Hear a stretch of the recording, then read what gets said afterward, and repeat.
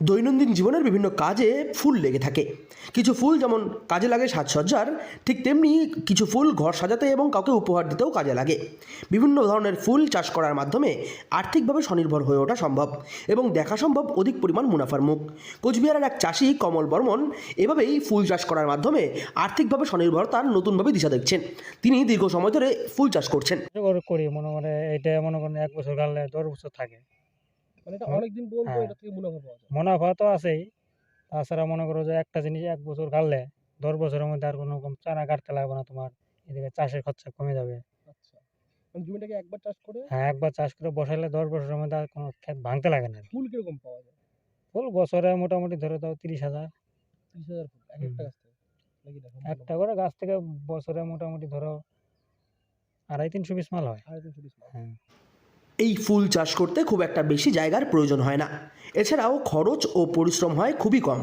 এছাড়াও একবার চাষ করলেই দীর্ঘ ১০ বছরেরও বেশি সময় ধরে এই কাজ থেকে মুনাফা পাওয়া সম্ভব। এই আকর্ষণীয় ফুলের নাম গোলাপ ফুল। খুব স্বল্প সময়ে স্বল্প পরিশ্রমে এই ফুল চাষ করার মাধ্যমে যে কোনো চাষি নিজের আর্থিকভাবে স্বনির্ভরতার মুখ দেখতে পারবেন এবং অধিক পরিমাণ মুনাফার মুখ দেখে নিজেকে অনেকটা ভাবেই আর্থিকভাবে স্বনির্ভর করে তুলতে পারবেন চাষ করার মাধ্যমে। কোন সময়টাতে ফুল বেশি আসে বা কোন সময়টাতে ফুল বেশি তুলতে ফুল পারে? এই যে এখন তো বৈশাখ মাস থেকে মোটামুটি একবারে ভাদ্র মাস অব্দি ফুল বেশি হবে। বেশি হবে। হ্যাঁ, তারপরে আস্তে আস্তে ফুলটা কমবে। কমে যাবে। ফুলের চাহিদা বাজারে কোন সময়টা থাকে সবথেকে বেশি? চাহিদা তো ধরতে গেলে অঘ্রাণ, মাঘ, ফাল্গুন, বৈশাখ। এই সময়টাতে প্রচন্ড। হুম। তো এই যে চাষ করেছেন আপনি গোলাপ ফুলের, নতুন বাগান কি তৈরি করেছেন আরো? হ্যাঁ, এটা গেল বছর বসানো হয়েছে। আচ্ছা। আশা করতেছি এবারও কিছু চারা আনবো। আবার নতুন বাগান। হ্যাঁ। এই গোলাপ ফুল গাছের এক একটি ফুল ফুটতে সময় নেয় ৮ থেকে ১০ দিন এবং সারা বছরই ফুল ফুটতে দেখা যায় এই গাছগুলি থেকে, যার ফলে এক একটি গাছ থেকে সম্পূর্ণ বছরে মোট ২৫০ থেকে ৩০০টি ফুল তোলা সম্ভব খুব সহজেই। এবং এই চাষ খুব একটা বেশি খাটনি এবং সময় নেয় না।